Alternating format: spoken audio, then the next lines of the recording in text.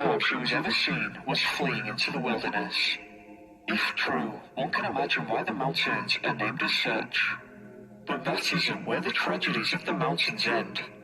38-year-old proficient hunter Aaron Joseph Hedges originated from Bozeman in Montana. From what I understand, Aaron was well regarded when it came to his outdoor knowledge and ability. Aaron, alongside his two friends, Greg Leitner and Joe Depew, traveled to the Crazies in early September of 2014 with the intent of elk hunting. Aaron's weapon of choice was a bow and arrow, which he absolutely loved and became very skilled with over the years, while his friends preferred their rifles. The three men began their trip at the Cottonwood Lake Trailhead, approximately 20 miles north of the town of Billings in Montana. At some point during the day, the group set up camp, but had a minor altercation when their mule began bucking, which caused some of their kit to go missing, including Aaron's sleeping bag. The group made peace and went on their way, but became separated at some point while hunting, though no one was that worried as they were all equipped with walkie-talkie radios. During the late afternoon, Aaron used his radio and told his two friends that he had missed a turnoff which would have placed him back at the camp. He said that his plan was to travel to the Sunlight Lake area where the group had set up a hunting camp the year prior and had a cache of equipment there, including a sleeping bag.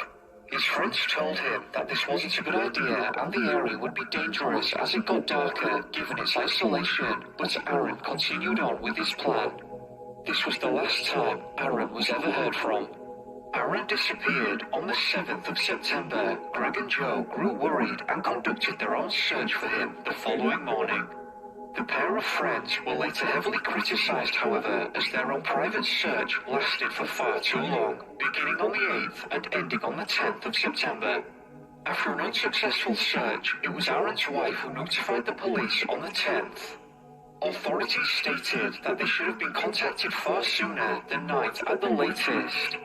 Corporal Greg Todd stated, "It's the million-dollar mystery we have right now. We just have so many unanswered questions that it really doesn't give us much of a direction. To me, that just seems far too long to report somebody missing.